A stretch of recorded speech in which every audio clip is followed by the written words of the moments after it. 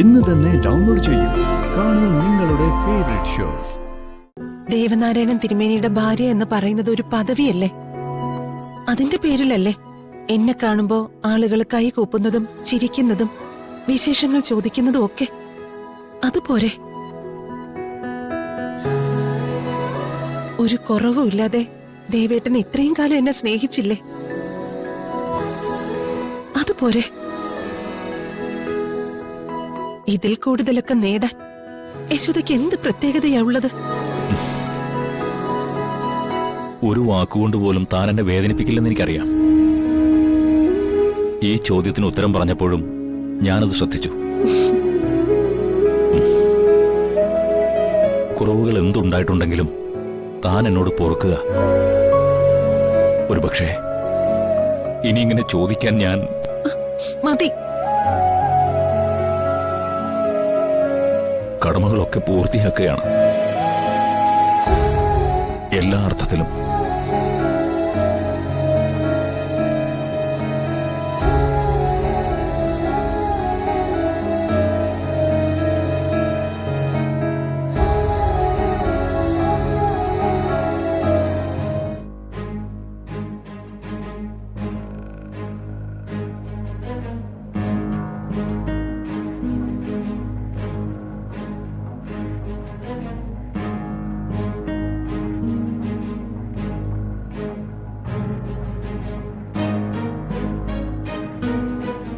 മോൾ അച്ഛനെ ചെന്ന് കാണ്.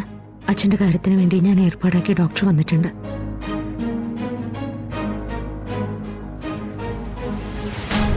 ഞാൻ അദ്ദേഹത്തെ പോയി ഒന്ന് കാണട്ടെ.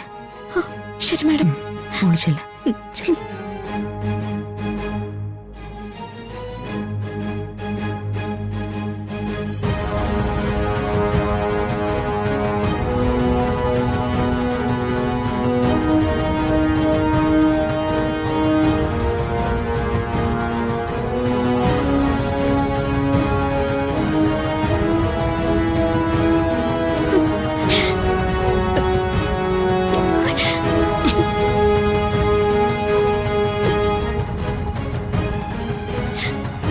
എങ്ങോട്ടടി? അച്ഛനെ കാണാൻ. ദേവന് നിന്നെ കാണണ്ട. അമ്മ വിളിച്ചിട്ടാ ഞാൻ വന്ന്. നിന്റെ അമ്മയല്ല, ദൈവം തമ്പുരാൻ പറഞ്ഞു എന്ന് പറഞ്ഞാലും ഇതിന്റെ അകത്തേക്ക് നീ കടക്കില്ല. ദേവനാരായണനെ നീ കാണില്ല. മുത്തശ്ശി, അച്ഛനെ കണ്ടിട്ട് ഞാൻ ഉടൻ തന്നെ തിരിച്ചു പോയിക്കോളാം. മുത്തശ്ശി, അച്ഛനെ കാണാൻ അനുവാദം തരണം. അച്ഛനെന്ന് വിളിക്കാൻ നിനക്ക് ഇത്രയും കാലം അനുവാദം തന്നില്ലേ? നിന്നെ പോലൊരു അനാഥയ്ക്ക് അതിൽ കൂടുതൽ സൗഭാഗ്യങ്ങളൊന്നും വേണ്ട.